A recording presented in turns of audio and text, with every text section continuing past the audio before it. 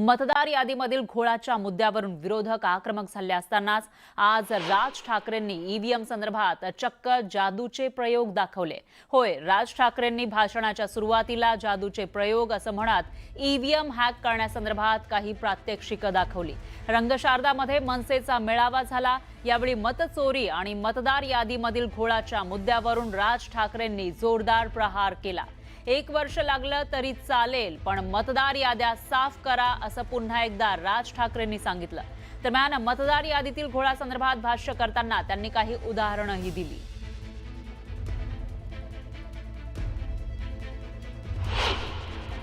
नवी मुंबई महानगरपालिकेचे आयुक्तांच्या बंगल्यावरती आयुक्ताच्या बंगल्यावरती 550 मतदारांची नोंदणी आहे। नवी मुंबई महानगरपालिकेच्या आयुक्ताच्या बंगल्यावर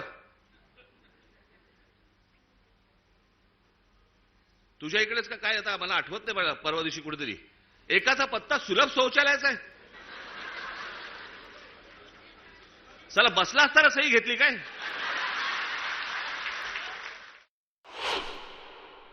आपण त्यांना सांगतो आहोत, मतदार याद्या स्वच्छ करा। 5 वर्ष निवडणुका झालेल्या नाहीयेत या महाराष्ट्रामध्ये स्थानिक स्वराज्य संस्थांच्या।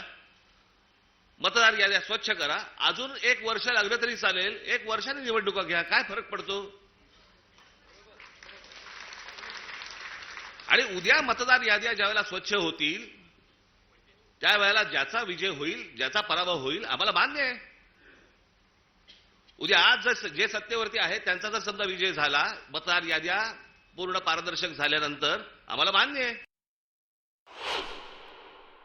उद्या मतदार याद्या ज्यावेळेला स्वच्छ होतील त्यावेळेला ज्याचा विजय होईल, ज्याचा पराभव होईल आम्हाला मान्य आहे। उद्या आज जे सत्तेवरती आहे त्यांचा जर समजा विजय झाला, मतदार याद्या पूर्ण पारदर्शक झाल्यानंतर आम्हाला मान्य आहे। पण ह्या सगळ्या गोष्टी सगळ्या लपवायच्या आणि लपून त्याच्यातनं निवडणुका घ्यायच्या,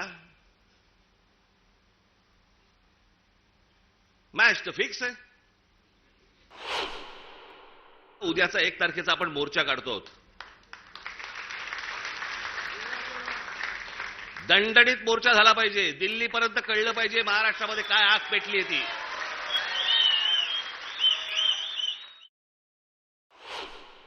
सर्वांना यावं लागेल।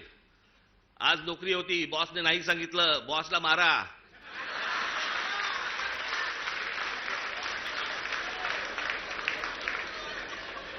शनिवार पुरता 1 मत त्याच्या गालावर द्या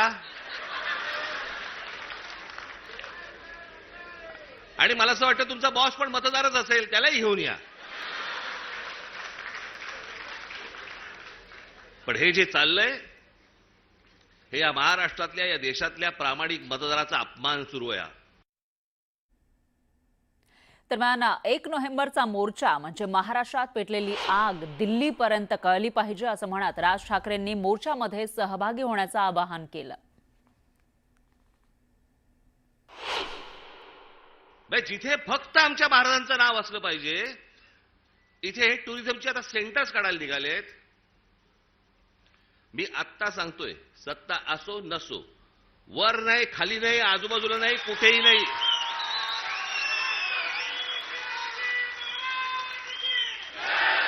उभं केलं की फोडून टाकणार।